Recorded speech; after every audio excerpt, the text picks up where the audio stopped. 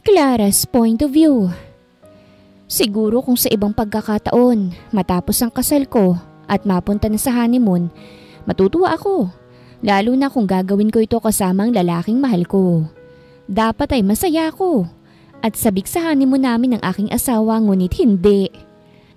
Gusto kong tumakbo palayo sa lalaking napangasawa ko. O gusto kong magising sa panaginip na ito. Pero ang panaginip na ito'y totoo. Kinasal ako sa lalaking hindi ko naman mahal. Katatapos lang ng kasal namin at nandirito ako sa kinuhang villa ng magulang ni Lucas para sa honeymoon namin.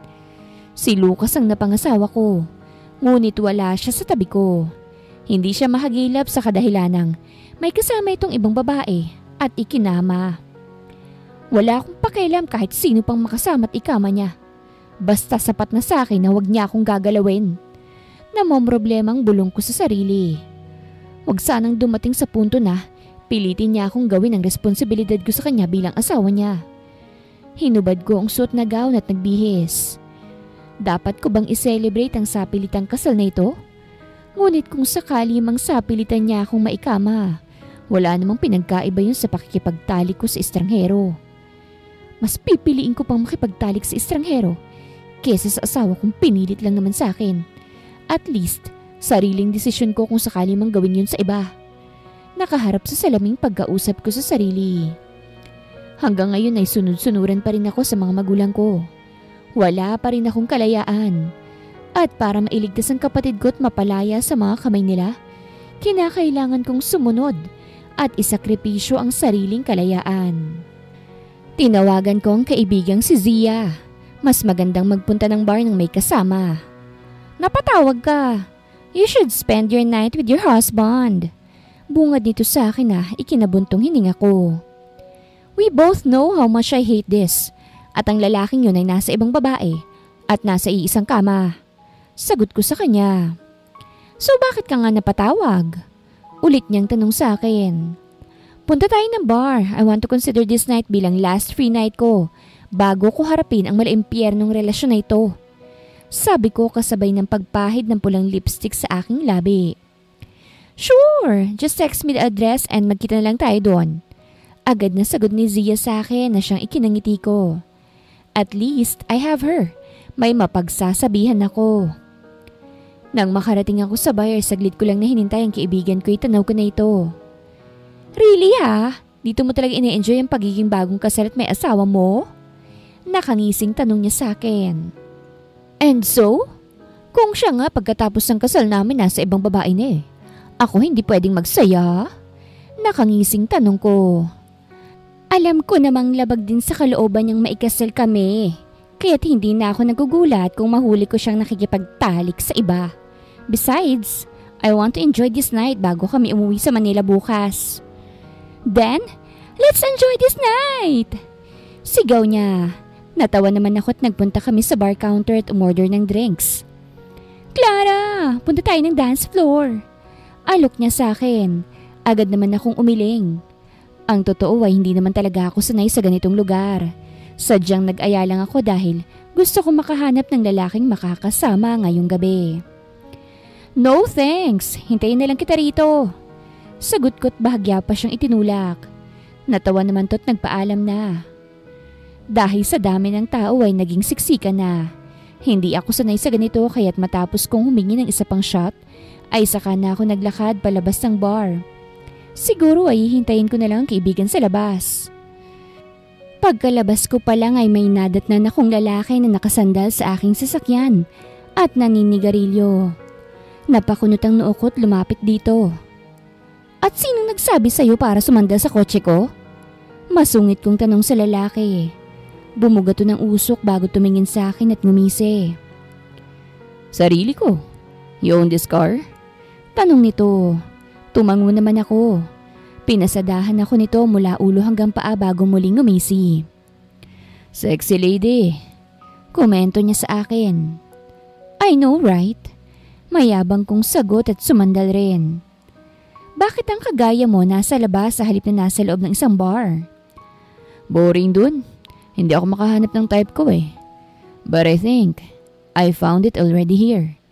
Sabi nito't muling idinikit sa labi ang sigarilyo at bumuga ng usok. Napaubo naman ako't bahagyang hinawi ang usok. Anong ibig mong sabihin? Patay mali siya kong tanong. Well, kaya naman ako nandito ay para humanap ng makakasama ngayong gabi. At papasa naman siya sa tipo ko. Kung gusto rin niya. Matangkad, magandang hubog ng katawan. At presensya pa lang ay pagkakaguluhan na ng mga kababaihan.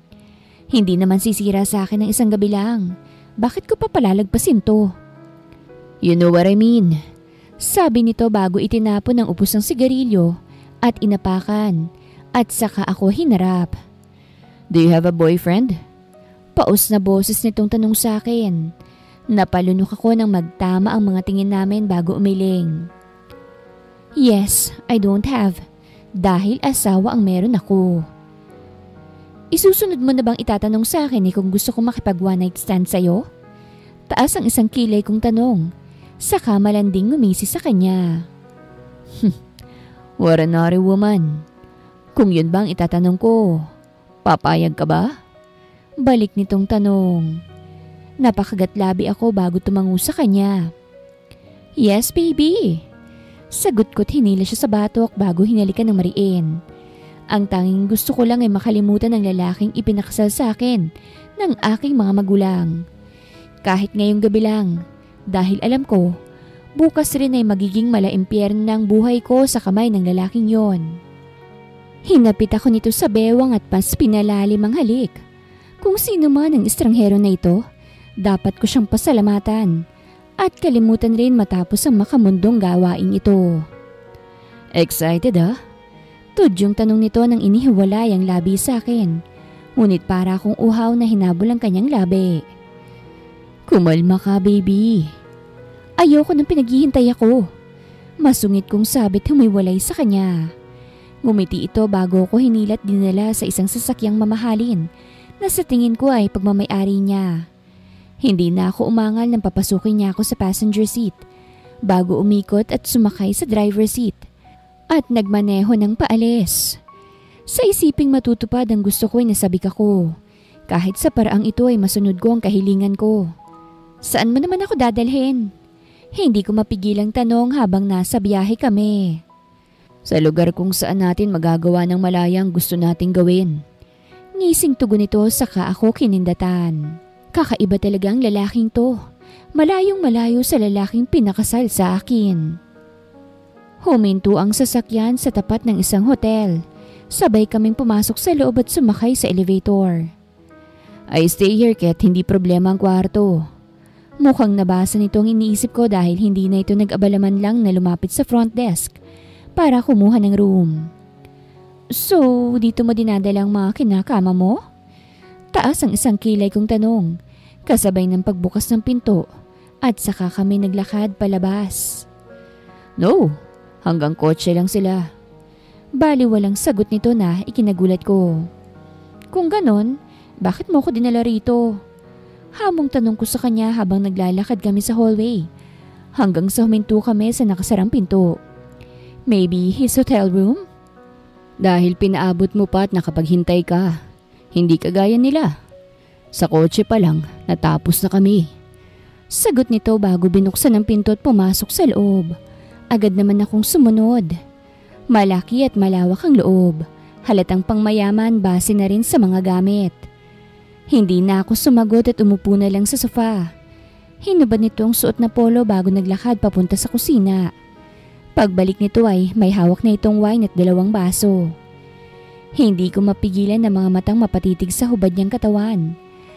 Ang matikas niyang pangangatawan ay kahit sinong babaeng makakita nito ay maglalaway.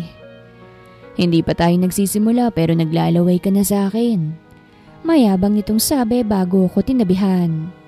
Wow ha, kung hindi lang kita kailangan wala ako rito. Iwas tinging sagot ko. Really? Ganun ka ba nangangailangan? Ngising tanong nito bago uminom sa wine glass. Tumango ako bago kinuha ang sariling akin. At akmang iinumin na ito nang hapitin niya ang bewang ko at pinaupo ako sa kanyang kandungan. Paharap sa katawan nito. Hey! Sita ko. ni hindi ko pa alam ang pangalan niya. Wait, ano pangalan mo? For what? Ngayon lang natin to gagawin. It's just one night stand, honey. Paos na boses nitong sabi. Animong nangaakit pa rin. Sabihin mo na lang, by the way, I'm Clara. Pakilala ko sa sarili bago tuluyang ininom ang wine at inilapag sa mesa habang nakaupo pa rin sa kanyang ibabaw. And you are?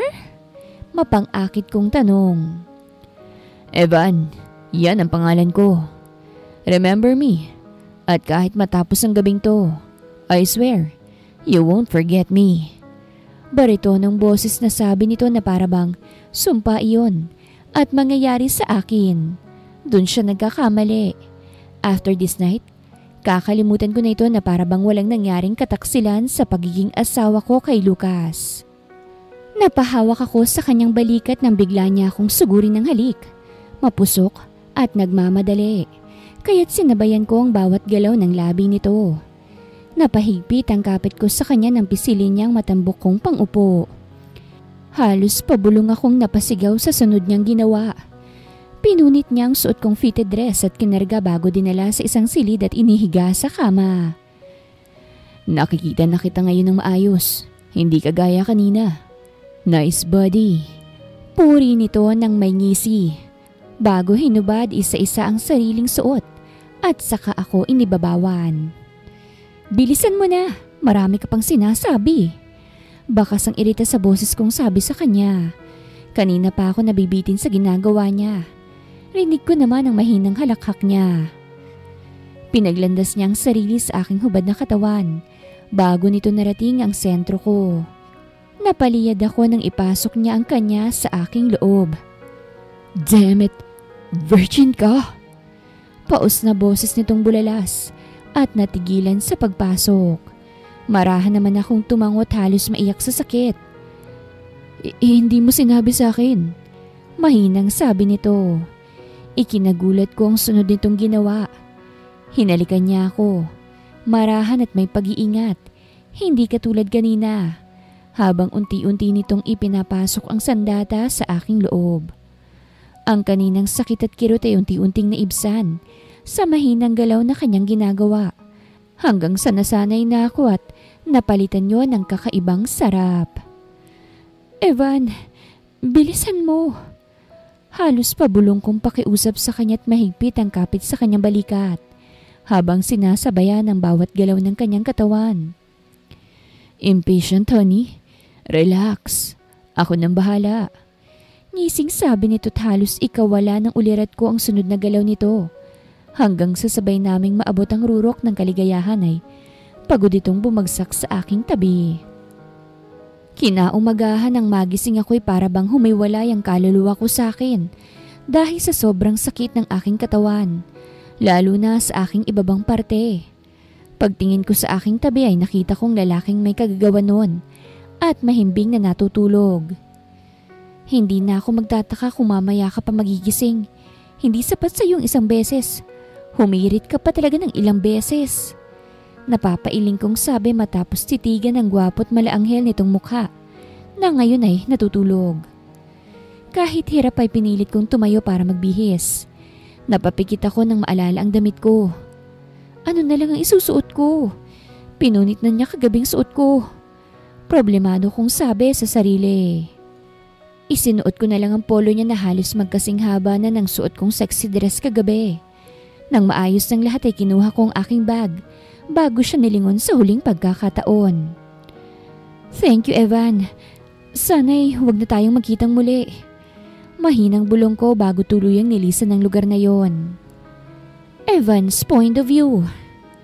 Nang magising ako'y wala na siya sa tabi ko. Ang babaeng nakatali ko kagabi. Ang tanging alam ko lang tungkol sa kanya ay ang pangalan niya. Paano ko naman siya hahanapin? Mahinang bulong ko sa sarili bago napahilamos sa sariling mukha gamit ang palad ko. At bakit ko naman siya hahanapin? It's just a one night stand. I should forget her. What happened here will stay here. Babalik na rin naman ako sa Maynila. Ngunit ang akala kong basta-basta ko nalang makakalimutan ay nagkamali ako. Lumipas sa mga araw. Linggo, Hanggang sa maging mga buwan ay tumatak sa akin ang dalaga. Hindi ko magawang makalimutan siya. Hindi ko rin siya magawang mahanap kahit gaano ko pa kagusto. Pare, hindi ka pa rin ba nakamove on sa babaeng kinikwento mo sa akin? Ilang buwan nang lumipas. Just find another girl. O di kaya makipag one night stand ka na lang sa iba. Tudyo sa akin ang kaibigan kong si Larry. Umiling naman ako't uminom sa basong may lamang alak. Sinubukan ko na, pero siyang naaalala ko. Nakaka-frustrate kahit hindi ko na itinutuloy. Inilingan na lang niya ako bago natawa. Delikado ka na, Evan. Nung nangyari sa akin yan, asawa ko na ngayon. Siya na rin kayang para sa akin. But where is she? Basta na lang siyang naglaho pagkatapos ng gabing yun. Wala man lang iniwang mensahe o bakas kung saan ko siya makikita. Clara's point of view. Ilang buwan nang lumipas simula nang maikasal ako kay Lucas. Madalas itong wala dahil abala sa negosyo. Madalas ay nasa labas ito ng bansa at minsan na rin lang kami magpang-abot sa bahay. Ano pong ginagawa niyo rito, Ma? Tanong ko sa aking ina ng isang umagay bumisita ito sa bahay naming mag-asawa. Binisita lang kita para kamustahin. Nakangiting sabi nito na para bang mabait. Alam kong ibang pakay niya kaya siya nandito, kaya't hindi ako sumagot agad. Isa pa sanang gusto kong sabihin kaya ako nandito.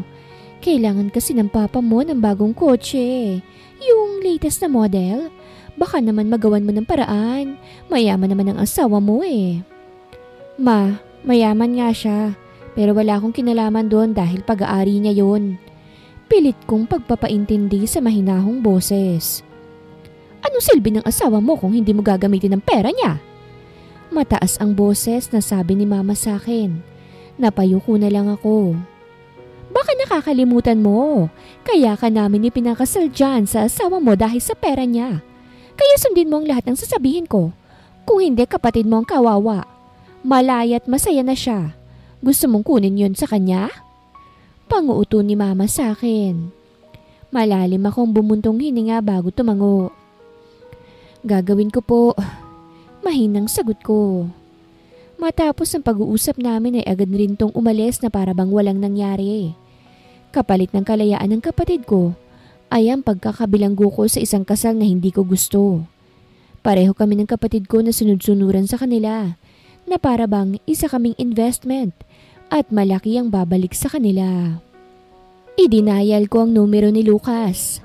Halos matapos ng ring ang sagutin nito ang tawag. What do you need, Clara? Seryosong tanong nito mula sa kabilang linya. Napalunok naman ako ng sariling laway bago sumagot. Kailangan ko kasi ng pera. Pwede mo ba akong bigyan? Lakas loob kong sabi sa kanya. Isisend ko na sa bank account mo. Sabi lang nito bago pinatay ang tawag. Napabuntong hininga ako bago napatulala sa kawalan. Sa halip na magmukmok, ay nagbihis na ako't naisipang lumabas para makalimot panandalian. Nag-order lang ako ng coffee at cookies at bala kong i-take out para sana kainin sa park na malapit lang sa subdivision ng tinitirhan namin. Papalabas na ako ng coffee shop dahil ang pinamili ko nang may magbukas ng pinto at pumasok ang isang customer. Pagtingin ko ay saktong nagtama ang tingin namin. Clara!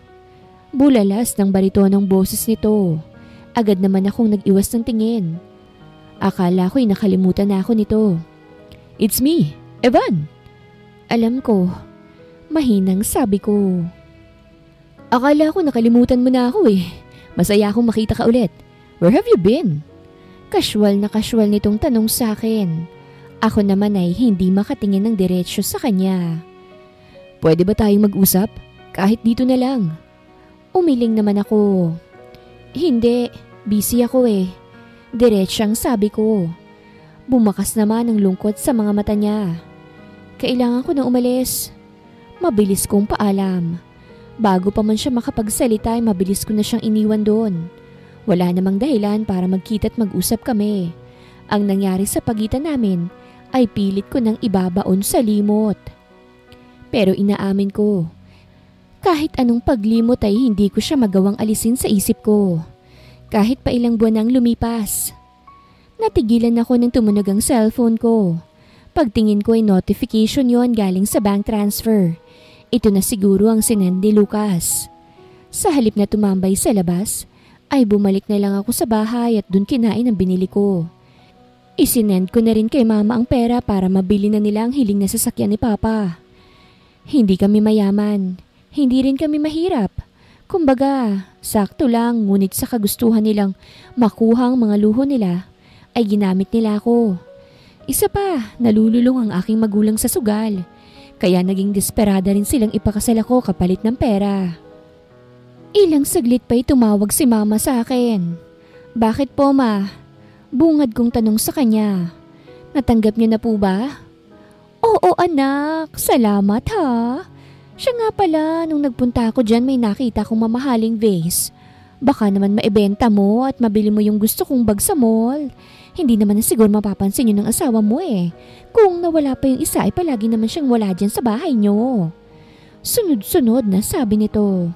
Ako na may gusto ko nalang ibaba ang tawag. Ma naman, wala bang natira dun sa binigay ko? Nakakahiya na. Mababang boses kong sabi. Tumigil ka nga, Clara. Wala yang hinihiling ko sa'yo sa hirap ng pagbubuntis at pagluwal ko sa'yo. Kaya gawin mo kung anong gusto ko.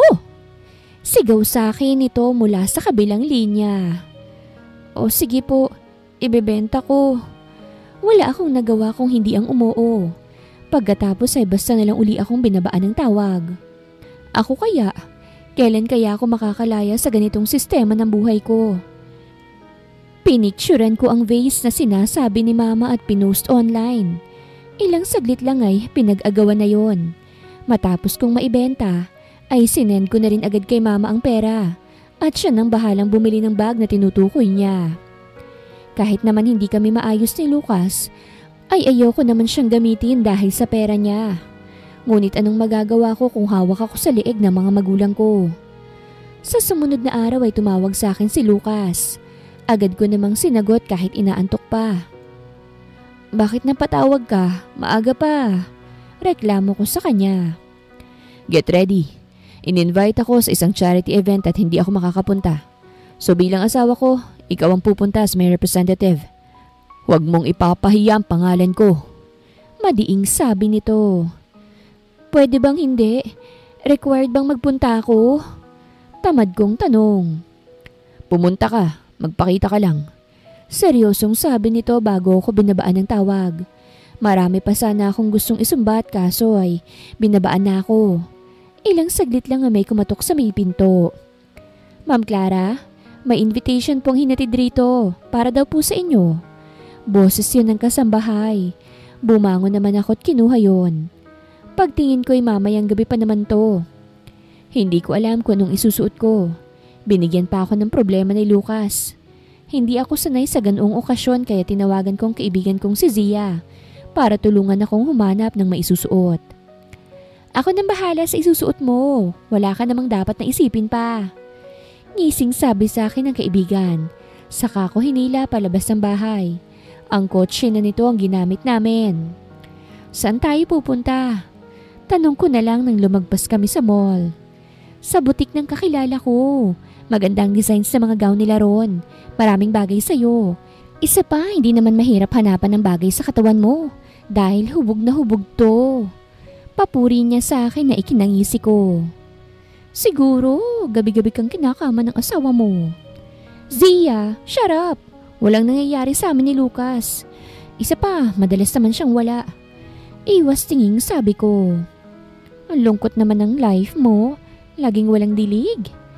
Naiiling na sabi nito sa akin. Bahagya ko naman siyang hinampas. Naaalala mo pa ba yung kwento ko sa'yo dati? Nung nagpunta tayo ng bar matapos ang kasal ko? Pagtatanong ko sa kanya bago malalim na bumuntong hininga. Yeah, why? Paano ko naman makakalimutan yon? You forgot about me. Iniwan mo ko gayong ikaw ang nag-aya sa aking mag-bar. Reklamo nito sa akin at napatawa na lang ako.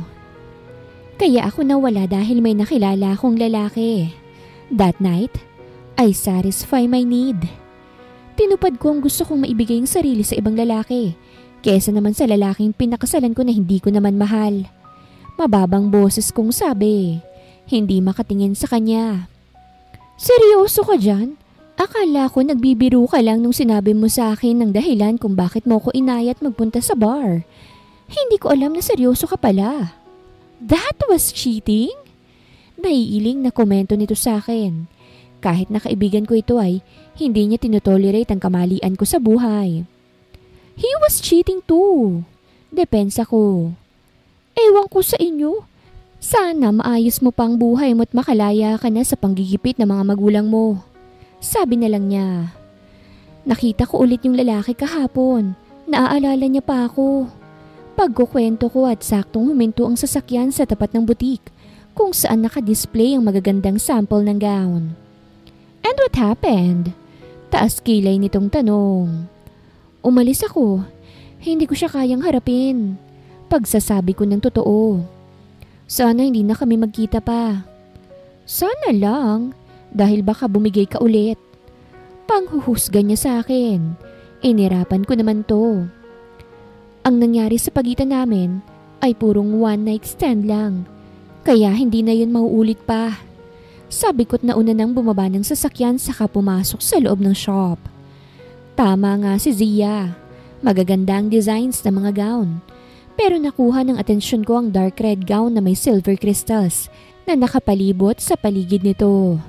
Backless din to at may slit sa gilid. May makeup artist ka na ba? Tanong sa akin ng kaibigan nang makabalik kami sa sasakyan. Hindi na kailangan, kaya ko namang ayusan ng sarili ko eh. Besides, hindi kailangang ayos na ayos. I just have to show up to them bilang representative ng magaling kong asawa. Tumangutungo naman to sa sinabi ko. Hindi ka ba busy mamaya? Samahan mo ko. Maboboard lang ako dun. No thanks, may date ako. Mabilis na sagot nito. Nang maihatid niya ako sa bahay ay agad kong inayos ang isusuot na gown mamaya. Pagkatapos ay saka na ako naligo at kumain. Nang magdidilim na ay saka na ako nag-makeup. Pinili kong iayos sa sarili ko yung magmumukha akong sopistikadang tignan. Nang makontento ay saka ako isinuot ang gown. Napangiti na lang ako nang makita ang sariling refleksyon sa salamin. Oh, I love this gown. Masyado naman akong hot ngayong gabi. Wala pa naman akong balak kumanap ng makakasama. Nakangising pagkausap ko sa sarili bago lumabas ng silid at sumakay sa sariling sasakyan para magpunta na sa venue ng party. Pagdating ko ay sa bukana pa lang ay may humarang na sa akin. Invitation, ma'am? Tanong sa akin. Agad ko namang inilabas ang imbitasyon na agad nitong tiningnan bago ngumiti. Welcome, Mrs. Chavez. Enjoy the party. Peke akong ngumiti bago naglakad papasok sa loob. Ngunit natigilan ako sa bumungad sa akin. Siya na naman. Ano bang ginagawa ng lalaking to sa ganitong party? Nagkita ulit tayo. Seryosong sabi niya. Maybe. We are really meant to see each other again. Ano sa tingin mo? Dumagdag pa ang suot niyang tuxedo sa ganda ng katawan at mukha nito. Hindi ko alam kung paano ko pa siya pupurihin, lalo ngayong ang ngisi sa kanyang labi ay parabang nang aakit. I don't think so. Excuse me? Akmang lalagpasan ko na siya nang hawakan niya ako sa braso. Bahagya ko naman siyang nilingon. Hindi na kita hahayaang takasan ako ngayon, Clara. Madiing sabi nito bago ipinalibot ang sariling braso sa aking bewang. Nang magtamang mga mata namin ay napalunok na lang ako. Nanganganib na naman ang gabi ko sa lalaking ito. Alam ko't ramdam ko. Alam kong isa siyang tukso at dadagdag sa pagkakasala ko sa aking asawa. Bitawan mo ko. Mahinang pakikiusap ko. Not again, honey. Bulong nito sa mismong tenga ko na nagbigay ng kakaibang pakiramdam sa aking pagkatao. Papaano ko tatakasan ng tuksong to gayong hinahabol na ako? Lakas loob akong kumawala sa kanya na pasasalamat kong bumitiw siya. Kinuha kong pagkakataong yon para lagpasan siya at tuluyang pumasok sa mismong loob ng venue. Agad akong kumuha ng wine nang may dumaang waiter at nilagok yon. Lihim kong hinihiling na sana huwag niya akong kulitin o lapitan pa. Ngunit nang mahagip siya ng paningin ko sa hindi kalayuan ay napatulala na lang ako sa nasaksihan. May babae na itong kasama at halos lumingkis na sa katawan niya. Nag-iwas ako ng tingin nang humalik ang babae sa gilid ng labi niya. Mga lalaki nga naman. Tawag ng laman lagi ang pangunahing kailangan. Napapailing kong bulong sa sarili. Nagsimula ng party. Nagkaroon ng donation kaya naman naglista na ako ng gusto kong ibigay at ibinigay sa babaeng tagakuha. Siguro naman pwede na akong umalis. Akmang aalis na ako nang makasalubong ko silang dalawa. Sakto pang nakaharang sila sa daraanan ko. "Excuse me," maayos kong sabi, at sa halip na kay Evan tumingin ay sa babaeng katabi nito. "Oops, sorry," sabi ng babae at bahagyang umusog at hinila ang lalaki sa braso.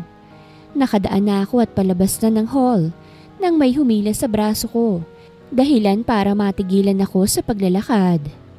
"Saan ka pupunta?" Bumungad sa akin ang mukha ni Evan pagharap ko. "Bitawan mo nga ako. Wala kang pakialam kung saan ako pupunta. You better stay with your girl rather than following me." Madiing sabi ko bago pilit ko makawala sa hawak niya. Ngunit hindi ko magawa. "Shut up! Sumama ka sa akin." Mariing sabi nito. Napakaseryoso bago ko hinila palabas ng venue. "Ano ba? Saan mo ba ako dadalhin?" Inis kong tanong at nagpupumiglas. Dapat ay uuwi na ako pero eto ako. At natagpuan ng sarili na kasama na naman siya. Huminto kami sa tapat ng isang sports car na kulay itim. Binuksan niya ang passenger seat at saka ako tinignan. "Get in." Utos nito sa akin. Tinaasan ko naman siya ng kilay. "Hindi ako sasama sa'yo. May sarili akong sasakyan. Kaya bitawan mo na ako dahil uuwi na ako." Pagpupumilit ko. Sa oras na hindi ako umuwi sa bahay, ay ire-report ako ng mga kasambahay kay Lucas na hindi ako umuwi at ayokong malaman niya yon. "No, hindi kita bibitawan ngayong nagkita na uli tayo. Sa tingin mo, ganun-ganun na lang after what happened to us? Basta ka nilang nawala. And after almost 6 months ngayong nagkita tayo, gusto mo pakawalan kita? No way, honey. Hindi ko gagawin ang gusto mo." Bawat salita'y may diin niyang sabi. Ang mga mata niya'y seryosong nakatingin sa akin na para bang takot na mawala ako sa oras na malingat siya ng tingin sa akin. "Bakit mo ba ito ginagawa? Malinaw sa atin pareho bago pa may nangyari sa atin na pure one night stand lang yon. Nothing more to be serious with that. Nakalimutan mo na ba? Kaya't hindi ko maintindihan kung bakit umaakto ka ngayon sa harapan ko ng ganyan." Nahihirapang tanong ko. Frustrated sa ipinapakita niyang ugali sa akin. "Dahil gusto kita." "Yes, it's just a one night stand. Pinagkasunduan natin but believe me, sinubukan kong kalimutan ka pero hindi ka mawala sa isip ko.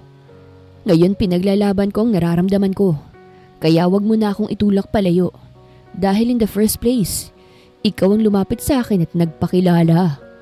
Mababang boses niyang sabi, ngunit para bang nanunumbat sa akin. At ganun ang nararamdaman niya.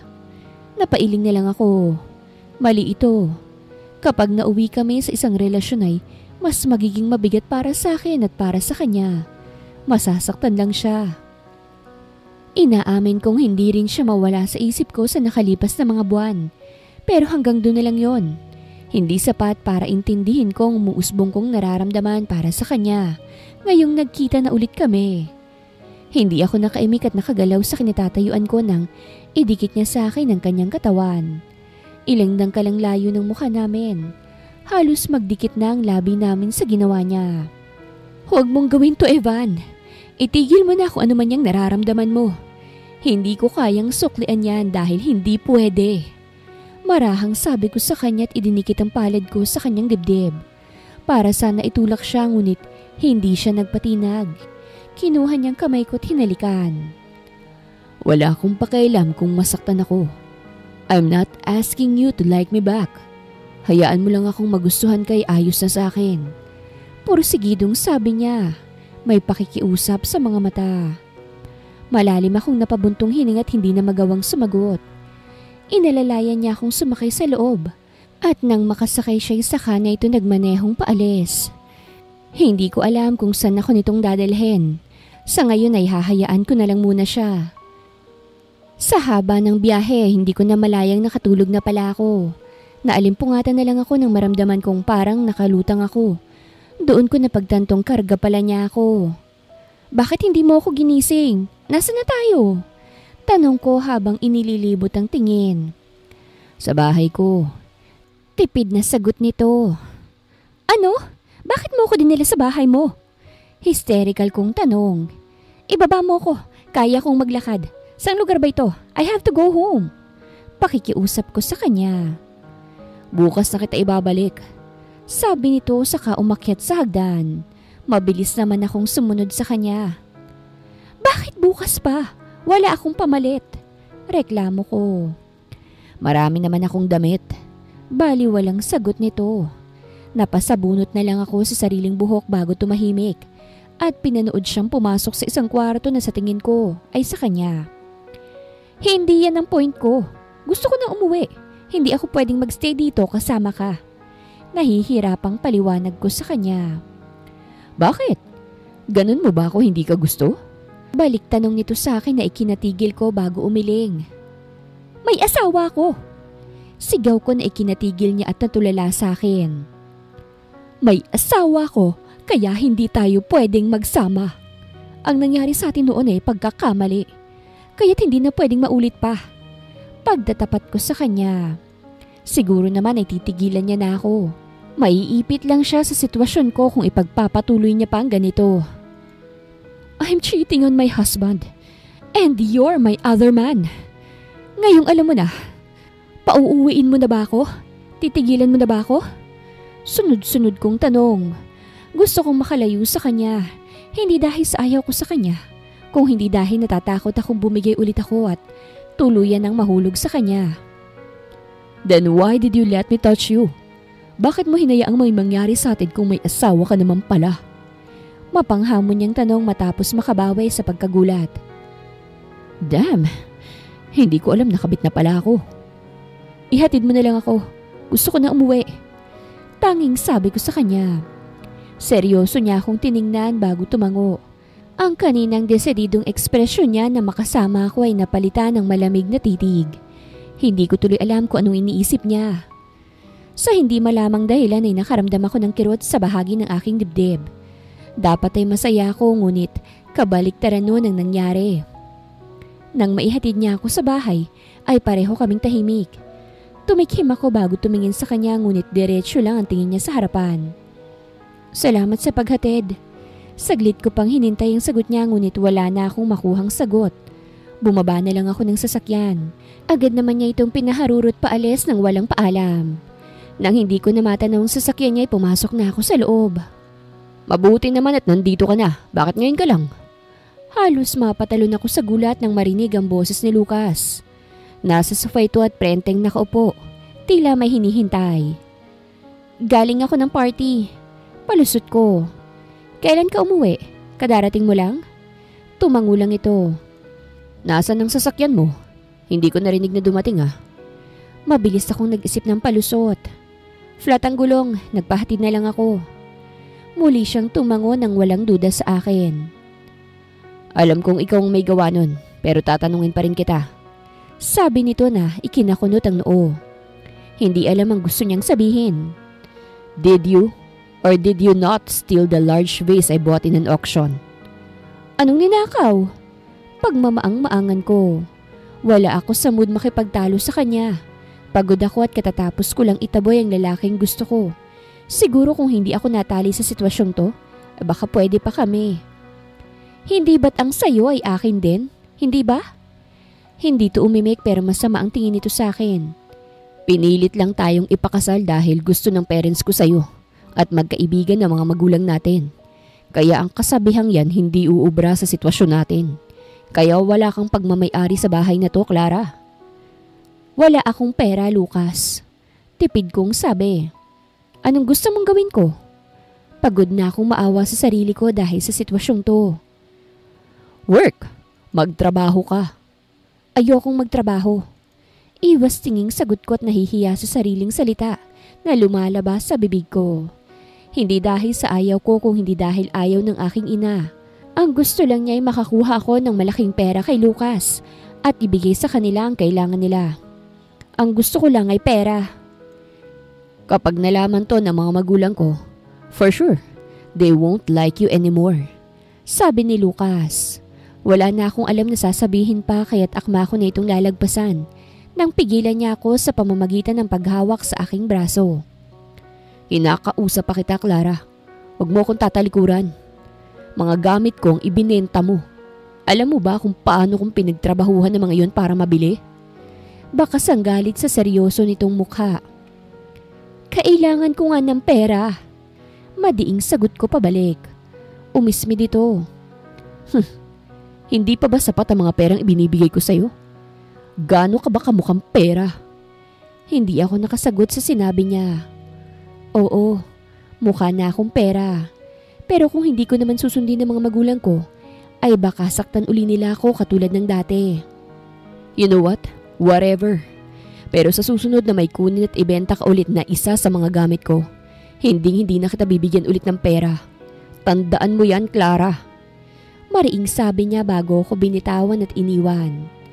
Bago pa tuluyang tumulo ang mga luha ko'y umakyat na ako patungo sa kwarto ko. Kahit na mag-asawa kami ni Lucas, ay hiwalay ang silid namin. Muli kong naalala si Evan. Ang reaksyon niya nang sabihin kong may asawa na ako. I'm sorry. Mahinang bulong ko sa sarili na para bang maririnig niya ako. Evan's point of view. Bakit ba biglang nagpatawag ng inuman dito sa bahay mo? Bungad na tanong sa akin ng kaibigan kong si Larry. I'm not in the mood. Seryosong sabi ko sa kanya. Mukhang masama ang timpla mo. Uminom na lang tayo na maibuhas mong sama ng loob mo. Pangising-ising sabi niya. So tell me, anong nangyari? Tanong niya matapos salinin ang baso naming dalawa. I made love with a married woman. Hindi ko alam kung paano yun sasabihin. Hindi pa rin ako makapaniwalang nagawa ko yun. Malaking problema nga yan. Kilala kita, Evan. You have your principle. Hindi mo gustong manira ng pamilya o pumatol sa may asawa. Paano naman nangyari yun? Matunog akong napangisi bago nilagok ang laman ng baso ko. Ang sabi niya, wala siyang boyfriend. Hindi ko naman alam na asawa pa lang mayroon siya. Hindi naman niya sa akin sinabi. At wala naman siyang suot na wedding ring. Hindi ko alam. Frustrated kong kwento sa kaibigan. Napabuntong hininga naman to. Anong plano mo ngayon? Tanging nasabi nito. Ang tigilan na siya. Wala naman akong laban sa taong kasal na. Ngayon naiintindihan ko na kung bakit nung nagkita kami todo iwas siya sa akin. Ramdam ko ang bahagyang pagkirot ng dibdib ko. Akala ko nahanap ko ng babaeng para sa akin ngunit nagkamali pala ako. Sa sumunod na araw, nagising ako sa ingay na nagmumula sa ibaba. Saglit lang ay may kumakatok sa pinto ng kwarto ko. Sir Evan, may nangungulit pong pumasok dito sa bahay. Gusto raw po kayo makausap. Bisita niyo raw po. Boses yon ng isa sa mga kasambahay ko. Anong pangalan? Tanong ko bago bumangon at tumayo. Hindi ko po natanong si Re pero babae po't maganda. Sagot ng kasambahay sa akin. Binuksan kong pinto at lumabas. Nakasunod naman sa akin ng kasambahay. Pagkababa ay bumungad sa akin ng nagkakagulong mga kasambahay na pinipigilang pumasok ang isang babae. Nang magtama ang tingin namin ay nabigla ako. Anong ginagawa mo rito, Clara? Umagang-umaga nagugulo ka. Malamig kong sabi bago sinenyasan ng mga kasambahay na bitawan siya. At umalis muna sila para makapag-usap kami. I'm sorry pero pwede ba tayo mag-usap? Please, I need your help. Pakikiusap nito sa akin. Muli na namang nagwala ang puso ko sa simpleng pakiusap niya. Parang kagabi lang ay itinata ko na sa isip kong kalimutan at lubayan siya. Pero eto siya, nasa harapan ko't kailangan ng tulong ko. Anong tulong bang kailangan mo? Tanong ko bago siya sinenyas ang sumunod sa akin. Umakyat kami sa taas at pumasok kami sa private office ko rito sa bahay, na siyang library na rin. Nabaon sa sugal ang mga magulang ko. Malaking tao ang kalaban nila at sangkot sa sindikato. Kung hindi kami makakabayad, ipapapatay sila. Nakayokong sabi ni Clara. Tila ba nahihiya ngunit may bahid ng pagmamakaawang sabi nito sa akin. Look at me, Clara. Utos ko na nag-aalangan naman siyang tumingin sa akin. Nang magtagpo ang mga tingin namin ay doon ko nakita ang kakaibang lungkot sa mga mata niya. Nandito ka lang para sa tulong ko. After that, aalis at itataboy mo na naman ako. I'm sorry. Hingi nito ng tawad bago napayuko. Ikaw lang ang malalapitan ko sa ngayon eh. My husband doesn't want to help my parents. Isa pa, sobra-sobra nang nalustay kong pera niya. I promise, sa oras na matubos ko ang mga magulang ko sa pinagkakautangan nila, magtatrabaho ako sa'yo. Or maghahanap ako ng trabaho para mabayaran ka.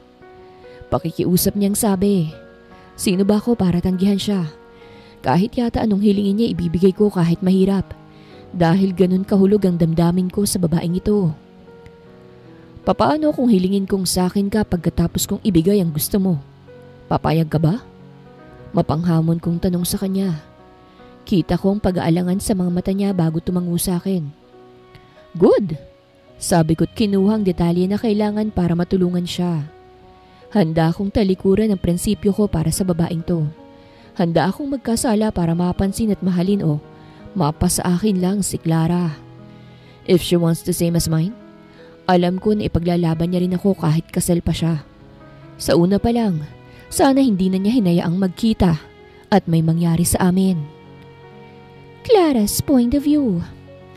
Wala akong ibang mapagpilian kung hindi ang lumapit kay Evan. Hating gabi nang tumawag si Mama sa akin. Ang sabi niya ay sinisingil at ginigipit na sila ng pinagkakautangan nila dahil sa sugal na pinasok nila. Pinasok ang bahay at sinaktan si Papa. Sinubukan kong humingi ng tulong kay Lucas ngunit nang sabihin kong halaga ay agad itong humindi sa akin. Hindi ako maglalabas ng ganyang kalaking pera. 5 million? Masyadong malaki. Lulong na sa bisyong sugal ang mga magulang mo. Umiiling na sabi nito sa akin at pinagsarhan ng pinto. Kaya wala akong ibang mapagpilian kung hindi ang humingi ng tulong kay Evan. I know he can help me. Sana lang ay wag niya akong itaboy kaya nang pumayag siya ay laking tuwa ko. Ngunit kapalit noon ay ang pagbibigay ko ng sarili sa kanya. Gusto kong umiyak at patigilin ang lahat ng nangyayari sa buhay ko. Kung gaano kagipit ang mga magulang ko, ay doble rin ang panggigipit nila sa akin para matubos ang utang nila. Thank you so much. Pangako, gagawin kong lahat ng utos mo. Muling pasasalamat ko sa kanya nang maibigay niya sa akin ng cash ang hinihingi kong pera. Nasa poder ng mga pinagkakautangan ng mga magulang ko, kaya doon ko rin ibibigay ang pera. At para masundo ko rin sila. Muling tumawag sa akin ang pinagkakautangan nila. Huwag mo kaming paghintayin ng matagal. Baka nakakalimutan mong buhay ng mga magulang mong nakataya sa oras na hindi nabayaran ang utang nila. Papunta na ako. Huwag niyo silang sasaktan. Pakikiusap ko bago sumakay sa sasakyan. Kahit gaano pa sila kasama sa akin at sa kapatid ko, ay magulang ko pa rin sila. Siguraduhin mong walang pulis. Dahil walang silbi ang perang yan kapag nahuli kami.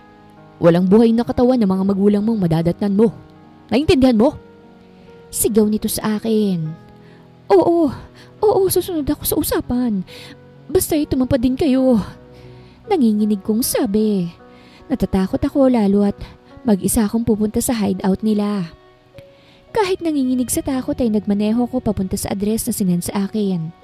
Sana pagkatapos nito ay palayain na ako ng mga magulang ko sa poder nila. Sana pagkatapos nila ay hayaan na nila akong mabuhay ng walang takot at panggigipit. Ako naman sanang bigyan nila ng kalayaan. Nang makarating ako sa nasabing address ay abandonadong lugar ito. Sa labas ay may mga nagbabantay at ang iba ay may armas na dala. Naglakas loob naman akong bumaba ng sasakyan. Nandito ako para ibigay ang pera. Dalhin niyo ako sa kanila. Matapang kong sabi at nagkatinginan naman sila. Siya na siguro tinutukoy nila boss. Papasukin mo.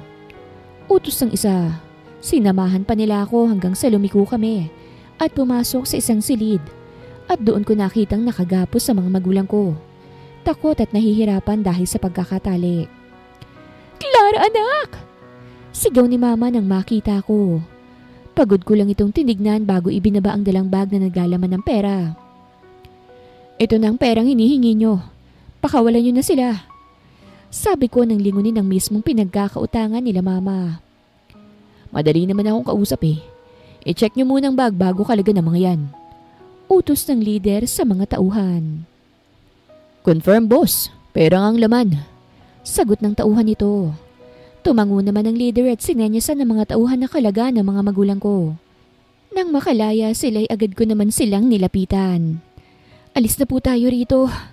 Sabi ko sa kanila at inalalayan silang makatayo. Ngunit laking gulat ko nang tutukan kami ng baril ng mga tauhan ng leader. Sa tingin nyo, hahayaan ko pa kayong makalabas dito sa kuta namin? Baka magsumbong pa kayo sa mga pulis. Kaya mas maigi kung patay na lang namin kayo rito. Tutalin nakuha ko ng pera ko. Nakangising sabi ng leader. Mabilis naman akong umiling. Binalot ng takot ang puso ko. Patakasin niyo na po kami. Maawa kayo. Pakikiusap ko. Nagsitawanan lang sila. Humigpit naman ang hawak sa akin nila mama. Animong natatakot din. Ang masungit nitong aura ay nawala samantalang si Papa. Tahimik ngunit bakas rin ang takot sa kanya. Natigilan ng lahat nang may marinig kaming putok ng baril sa labas ng silid na kinaroroonan namin. Pagkatapos ay may humahangos na lalaking pumasok sa loob. Boss! Pinasok na yun ng mga pulis! Anunsyo nito. Galit naman akong binalingan ng tingin ng leader at idinuro ng baril. Nagsumbong kang babae ka? Kunin niyo yan. Gawin yung hostage. Galit nitong utos sa mga tauhan. Nagsilapitan naman ang dalawang tauhan sa akin at agad akong nagpumiglas. Bitawan niyo ako! Hindi ako nagsumbong, ano ba? Sigaw ko habang sunod-sunod ang putukan ng baril mula sa labas. Bitawan niyo ang anak ko! Boses yun ni Papa na siyang ikinatigil ko. Sa simpleng pagtawag niya sa akin ng anak ay para ba akong nabuhayan ng loob na baka nga ituring pa nila akong anak. Hindi bilang gamit na gagamitin nila kung kailan nila gusto at kailangan. Manahimik kayo kung ayaw niyong itali. Banta ng isang tauhan. Sapilitan akong pinaglakad palabas ng may hawak sa akin habang nakasunod at hawak rin ng mga tauhan ng magulang ko. Sumuko na kayo! Napapalibutan na namin kayo! Sigaw ng mga pulis mula sa labas. Papalabas na kami nang may humarang. Gulat ako nang makita kung sino yon. Evan! Umalis ka dyan! Sigaw ko. May kasama itong dalawang pulis at pare-pareho silang may dalang baril. Bitawan niyo siya! Matalim ang boses na tila naguutos na sabi ni Evan sa may hawak sa akin. Napatili ako nang paputukan ng dalawang pulis sa mga tauhan. Mabilis akong nagpupumiglas at tumakbo sa takot na matamaan ng bala. Hanggang sa mabunggo ako sa matigas na katawan. Umiiyak akong nag-angat ng tingin. Tulungan mo ko. Tumakas na tayo. Sila mama at papa. Pakikiusap ko habang tahimik na tumutulo ang mga luha ko sa pisngi. Tahan na. Makakaalis tayo rito. Marahang sabi ni Evan bago ko niyakap. Clara! Sigaw nito bago ipagpalit ang pwesto namin. Ramdam kong panghihina ng katawan at pagdaga ng bigat nito sa akin. Nanlaki ang mga mata ko nang tignan siya bago sunod-sunod na umiling. Evan! Bakit mo ginawa yun? Humihikbi kong tanong habang madiing nakakapit sa kanya para hindi kami matumba. Dahil mahal kita, handa kong gawin ang lahat para sa'yo. Sinundan kita dahil nag-aalala ko. Ayokong mapahama ka. Paos at tila nangihina na nitong sabi sa akin. Kumapit ka, please. Huwag kang pipikit. Makakaalis tayo rito. Pakikiusap ko sa kanya at niyakap siya. May lumapit sa aming mga pulis at inalalayan kami. Hindi ko na alam ang mga nangyari kila mama at papa. Basta't ang alam ko ay isinakay sa ambulansya si Evan at sinamahan ko ito. Nanginginig ang kamay ko habang naghihintay na matapos ang operasyon dito sa labas ng operating room. Please, huwag mo akong iiwan. Mahina akong pakikiusap. Panay rin ang dasal ko na sana'y maging ligtas siya. Hindi ko kaya. Ngayon ko napagtanto ang totoo kong nararamdaman sa kanya. Kung kailan ba'y nasa panganib ng buhay niya nang dahil lang sa akin. Ayokong mawala siya nang hindi inaamin sa kanya ang nararamdaman ko. Matapos ang mahigit isang oras na paghihintay ay lumabas din sa wakas ang doktor mula sa operating room. Kamusta pong lagay niya, Dok? Maayos na ba? Ligtas na po ba siya? Sunod-sunod at kinakabahan kong tanong. Well, naalis na namin ang bala sa bandang likuran niya. Good thing at hindi natamaan ang vital parts niya. So hintay na lang nating magising at makarecover ang pasyente. Nakangiting sagot sa akin ng doktor na siyang ikinahinga ko ng maluwag. Nagpasalamat naman ako bago ito tuluyang umalis. Inilipat si Evan sa private room at akong nagbantay. Hindi ko na malayang nakatulog na ako habang nakaupo sa upuang nasa tabi ng kama niya. Kinaumagahan nang magising ako ay hindi pa rin siya nagigising. Magpagaling ka ng maigi. Marami akong gustong aminin at sabihin sa'yo. Sabi ko bago marahang hinaplos ang kanyang buhok. Aayusin ko na muna ang buhay ko. Hindi na ako tatahimik lang at hahayaang diktahan ako ng mga magulang ko at silang kumontrol sa buhay ko at maging sunod-sunuran na lang sa kanila. May mga dumating na pulis at kinuha ang statement ko. Kinumusta ko rin ang mga magulang ko at nakahinga ko kahit papano nang malaman kong ligtas sila at nasa maayos na kalagayan. Nang may dumating na magbabantay kay Evan ay nagpaalam ako at sinabing babalik rin ako agad. Pakitawagan mo na lang po ako manang kapag nagising na si Evan ha. May aasikasuhin lang po ako. Paalam ko. Tumango naman ang kasambahay ng lalaki na siyang magbabantay pansamantala habang wala ako. Bala kong puntahan ang mga magulang ni Lucas para aminin ang lahat. Nang nasa tapat na ako ng kanilang bahay, doon ako nakaramdam ng kaba. Sa labas ng bahay ay nag-aabang na sila dahil nag-text ako. Iha, napadalaw ka. Kamusta kayo ni Lucas, ha? Nakangiting tanong ng ina ni Lucas sa akin. May gusto lang po sana akong ipagtapat sa inyo, tita. Huminga ako ng malalim bago pinagpatuloy ang pagsasalita. Niloko ko po ang anak niyo sa mismong gabi. Pagkatapos ng kasal namin, hiningan ko ng maraming pera at ninakawan ko rin po ang anak niyo. Patawarin niyo po ako. Pag-amin ko, hindi ko magawang tingnan sa mga mata ang ina ni Lucas. Bumakas ang gulat at galit sa mukha ng ginang dahil sa sinabi ko. Paano mong nagawa kay Lucas ang lahat ng yan? Paano mo nagawa sa amin yan? Tinrato ka namin ng tama. Alam kong hindi niyo mahal ang isa't isa pero ang lokohin siya. Sobra naman na. Sigaw ng ina ni Lucas sa akin. Niloko niya rin ho ako. Sumama siya sa ibang babae at doon nakipagkama. Hindi ba pandaloko yun? Balik na tanong ko. Natigilan naman ang ginang. Nandito po ako para aminin ang lahat ng pagkakamali ko. Kakausapin ko rin po si Lucas tungkol sa gusto kong mangyari. Gusto kong mag-file ng annulment. Desididong sabi ko. Bumukas naman ang dismaya sa mukha ng ginang. Sunod kong pinuntahan ay ang tirahan namin ni Lucas. Sakto at papaalis pa lang siya. Siguro ay papunta na sa trabaho, sa business trip o kung saan man. Lucas, wait! Pigil ko sa akmang pagsakay niya sa sariling sasakyan. Nilingon naman niya ako. What now, Clara? Kung nandito ka para humingi na naman ng pera para sa parents mo, hindi ako makakapagbigay. Seryosong sabi nito sa akin. Napayuko na lang ako bago umiling. Hindi ako nandito para doon. Nandito ako para sabihin gusto ko nang makipaghiwalay sa'yo. Mag-annulment na tayo habang maaga pa. Lakas loob kong sabi ngunit desidido na sa desisyon. Napakunot noon naman to sa akin. Bakit? Dahil hindi kita napagbigyan sa gusto mo ay maghihiwalay na tayo? Mapanoy ang tanong nito sa akin bago kong inisihan. Umiling ulit ako. Hindi. Alam nating pareho na hindi natin gusto ang kasal na ito. Na napilitan lang sa kagustuhan ng mga magulang natin. Sa pansariling gusto ng mga magulang natin, alam din natin hindi natin mahal ang isa't isa. At napakahirap matali sa isang sitwasyon na ganito. Alam kong naiintindihan mo ang gusto kong sabihin. You cheated on me. At ganun rin ako sa'yo. Niloko rin kita. Alam kong mali pero ginawa ko. I'm sorry. I'm sorry for what I've done to you. Magtatrabaho ko para bayaran ang ninakaw at hiningi ko sa'yo. Mahabang paliwanag. Hindi ko na sinabing dahil yon sa kagustuhan ng mga magulang ko. Kaya ako ginawang manghingi at magnakaw ng gamit niya.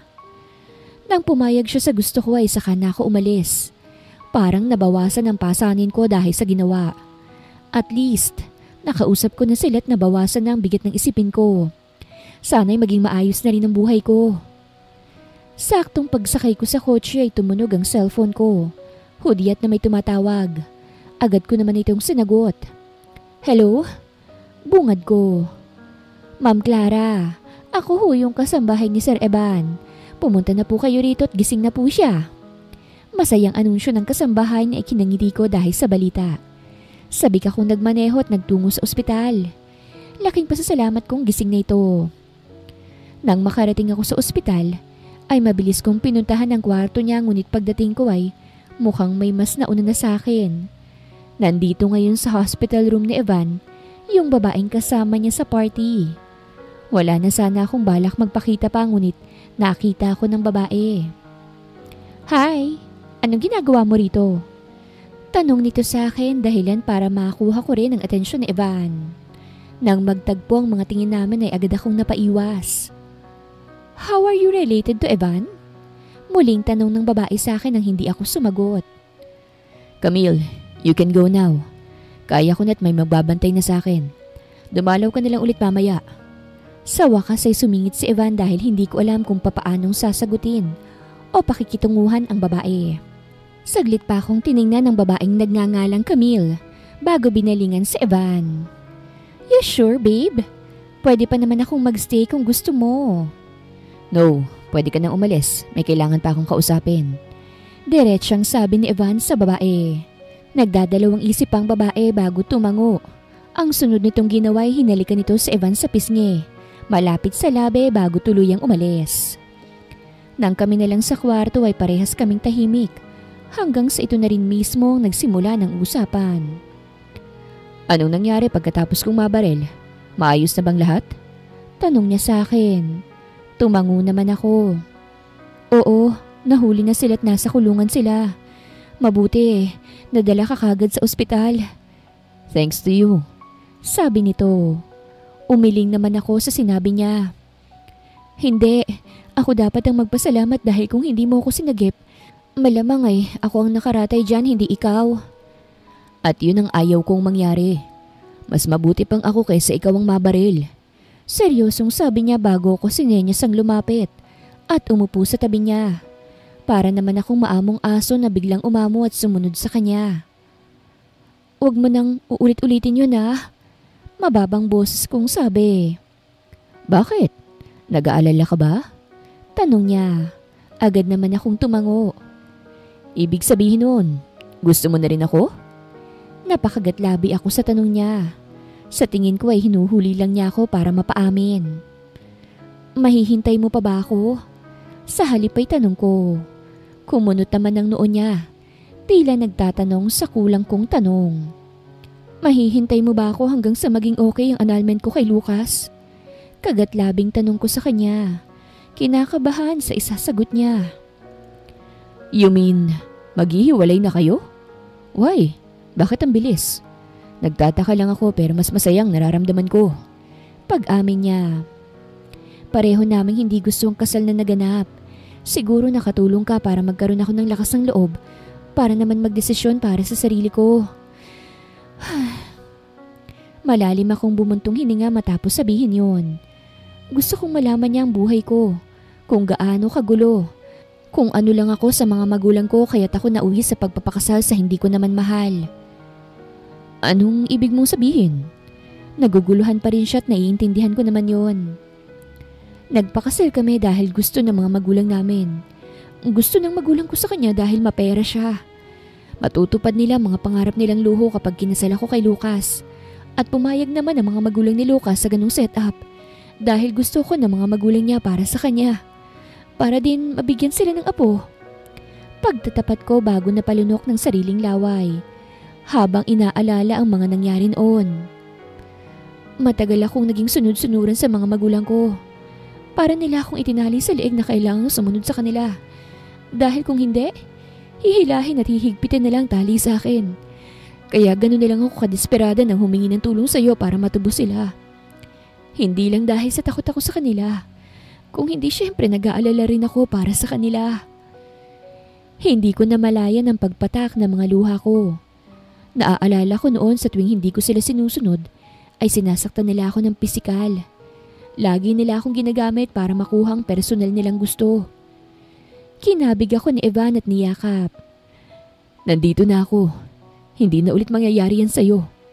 Poprotektahan kita sa mga nananakit o mananakit pa sa'yo. Isa pa, handa akong hintayin ka hanggang sa matapos ang annulment case mo. Lumuluha akong nagangat ng tingin sa kanya. Nakasalubong ko naman ang malamlam niyang mga mata na nakatitig sa akin. Bakit mo ba ginagawa sa akin to? I told you, dahil mahal kita. Una pa lang kitang makita at makilala, iba na ang pakiramdam ko sa'yo, hanggang sa hindi ko na mawala sa isip ko. Now that I have a chance with you, hindi na kita bibitawan at pakakawalan pa. I'll protect and fight for you, my Clara. Senserong sabi niya, gamit ang seryoso at mahinang boses. Sana pala'y noon ko pa siya nakilala, pero alam kong lahat ng pangyayari sa buhay ay may dahilan. Nang makarecover na si Evan mula sa pagkaka-opera, ay pinayagan na rin siya ng doktor na lumabas ng ospital. Kasalukuyan kaming papauwi sa bahay niya nang may maalala ko. Hindi ako matatahimik hanggat hindi ko sa ito na itatanong. Sino si Camille? At panay ang bisita sa iyo sa ospital? Kulang na lang ay lampungin ka sa harapan ko. Pigil ang inis kong sabi sa kanya. Kaibigan ko lang siya. Sagot ni Evan habang nagpipigil ng ngiti. Lihim naman akong napairap at tumahimik na lamang. Kung mahal pala niya ako, dapat ay layuan niya yun. Lalo pat ganun to umaktos sa kanya. Nang makarating kami sa bahay ay inalalayan ko pa siyang magpunta sa kwarto nito. Huwag ka munang magkikilos. Sariwa pang tahi ng opera sa'yo. Bilin ko nang makarating kami sa kwarto niya.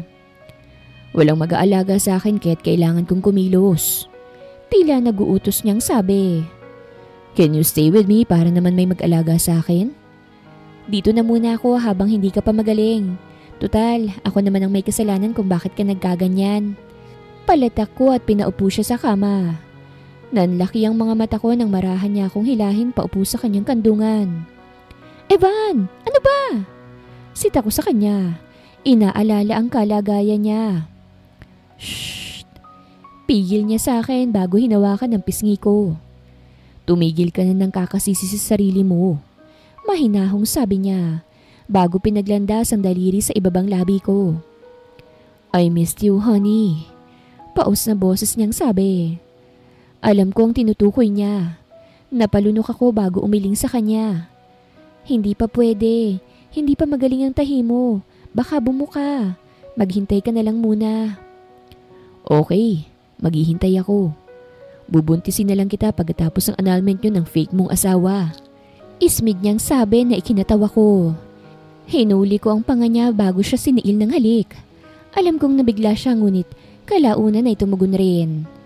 Ako na ang unang bumitaw ng mas pumailalim pa ang halik namin sa isa't isa.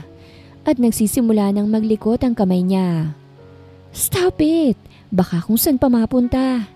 Si takot umalis sa kandungan niya at tumayo. Naging mabilis ang proseso ng annulment papers namin ni Lucas. Dahil na rin sa malakas ang koneksyon niya at may pera. Nang sa wakas ay dalaga na ulit ako, ay doon ko naramdaman ang kalayaan. Ngunit hindi yun nagtagal nang matanaw ko ang mga magulang ko. Anak! Boses ni Mama na ikinatigil ko nang tawagin niya ako. Kung pagagalitan niyo po ako dahil sa ginawa ko, ayos lang po. Pero sana hayaan niyo na rin po akong maging malaya sa inyo at gawin ang mga bagay na makakapagpasaya sa akin. Buong buhay ko wala akong ibang ginawa kung hindi sundin kayo. Magalang kong sabi sa kanila bago sila tignan. Nagulat ako nang yakapin ako ni Mama. Patawarin mo kami ng papa mo, anak. Kung naging ganid at makasarili kami. Wala kaming ibang iniisip kung hindi ang pangsarili naming kagustuhan. Nakalimutan naming mga anak namin kayo at mga magulang ninyo kami. Yung responsibilidad namin ay nawala ng saysay. Sana'y mapatawad mo kami, anak. Simula ngayon ay hahayaan ka na namin at hindi na namin pakikialaman ang pansariling buhay mo. Palagi kang mag-iingat, anak. Ito yung matagal ko nang hinihintay. Matagal ko nang hiling na sana ako naman. Hindi ako marunong magtanim ng sama ng loob. Kahit pag-gaano kabigat ang kasalanang nagawa sa akin kaya pinatawad ko sila. Dahil sa kabila ng lahat ay mga magulang ko pa rin naman sila. Sa parking lot ng court hearing ay natanaw ko si Evan na prenteng nakasandal sa sarili nitong sasakyan at naghihintay sa akin. Ang sabi ko naman sa iyo, sumama ka na lang sa akin sa loob. Bungad ko sa kanya. Umiling naman to at sinalubong ako ng halik sa labi. No thanks. Ayokong makitang ex-husband mo. Paismid niyang sabi bago hinapit ang bewang ko. Salamat sa paghihintay, Evan. Naamin ko lang sa sarili kong mahal kita nung sinalo mo ang bala na dapat para sa akin. Takot na takot ako baka mawala ka't iwan ako. Akala ko huli na, kaya't laking pasasalamat ko nung makaligtas ka. Nakangiting sabi ko sa kanya habang titig na titig sa mga mata niya. Are you going to confess to me now? Tanong niya. Mukha itong inosenteng bata na sabik at may gustong marinig. Mahina akong tumawa bago tumango. Oo, ikaw yata ang kasalanang nagawa ko na hindi ko pinagsisisihang nagawa. Ngayon hindi na ako nagtitiis at magtitimpi. Dahil malaya na ako. Malaya na rin kitang mahalin ng walang takot at pangamba. Akala ko, hindi na darating to. Na hindi ko na mararanasang mahalin. Pero salamat dahil dumating ka't pinaramdam sa akin kung anong tunay na pagmamahal. Kaya asahan mong pakamamahalin rin kita, Evan. Hindi mo alam kung gaano mo ako pinapasaya ngayon, Clara. Akala ko, mamahalin lang kita ng walang kapalit. Pero higit pa rin ang isinukli mo sa akin. Pinataas mo palalo ang pangarap ko kasama ka. Ngayon gusto ko nang bumuo ng pamilyang kasama ka. Madamdaming sabi nito at niyakap ako na agad kong sinuklian. Mahal kita, Evan. Salamat sa paghihintay. Mahinang bulong ko sa kanya. Tanging halik lang sa labi ang tugon niya ngunit nasagot na nun ang sinabi ko dahil damang-dama ko kung gaano niya akong kamahal. Sa una, hindi ko maintindihan kung bakit may mga pangyayaring nangyayari sa buhay natin. Ngunit kalaunan, kapag natutunan nating intindihin ay malalaman natin ang tunay na dahilan. Natutunan ko sa buhay na kailangang magtiis at maghintay dahil darating at darating din ang tamang panahon para sa iyo. Wakas.